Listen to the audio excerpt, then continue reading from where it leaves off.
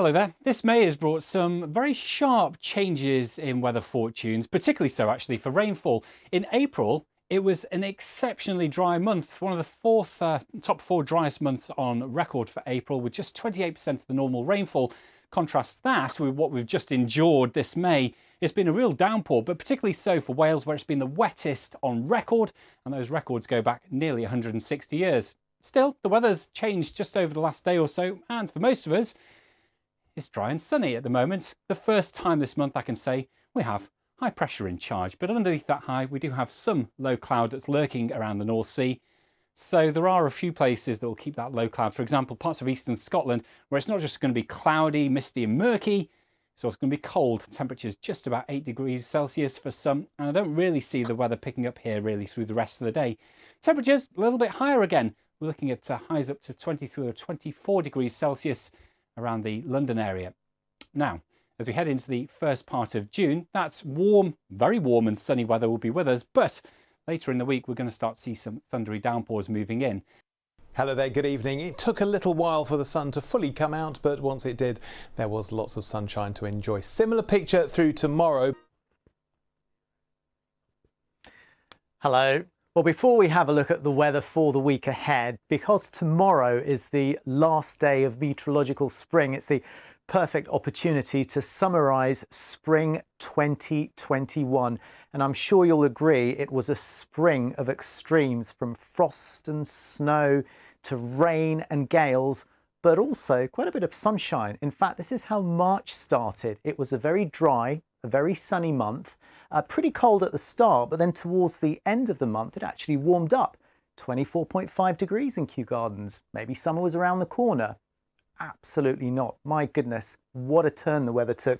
In fact, in April, we were locked in this meteorological pattern. A big area of high pressure was always very close to the UK, and quite often it was drawing cold air all the way from the Arctic. That brought occasional snow showers, but also because of the long nights, we had some extensive frost across the UK, north and south. Temperatures in some spots in Scotland were dipping down to -9 degrees Celsius, the frostiest April in 60 years. And guess what? The cold weather continued into May. Well, of course, you know that. We went through it. Cold air kept coming in from the north, but this time, rather than high pressure, we saw a series of Atlantic lows sweeping across the UK, bringing heavy showers, rain, gale force winds as well. It seemed as if it was never going to end.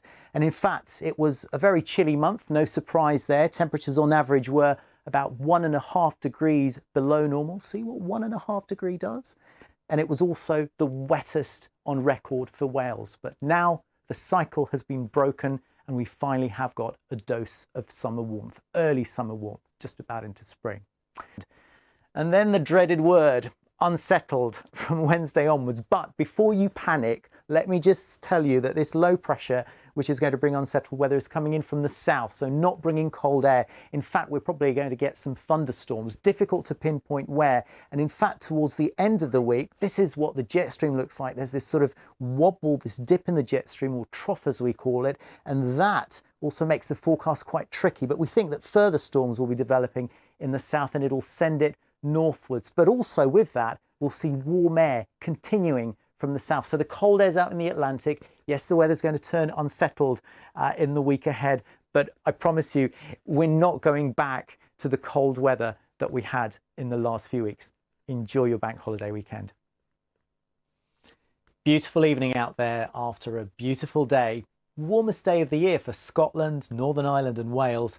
And Monday is going to be every bit as warm and sunny. And here's a recent picture from Devon from one of our weather watchers, but not all coastal areas were quite as sunny. In fact, this is the Scottish coast on the North Sea, but in the southwest where we might have the storms, it will cool off to around 16 degrees in Plymouth. So the outlook then from Monday onwards, it's never going to turn cool. In fact, it stays into the 20s across some southern areas, but remember that risk of storms around midweek. But for now, enjoy the fine weather if you can.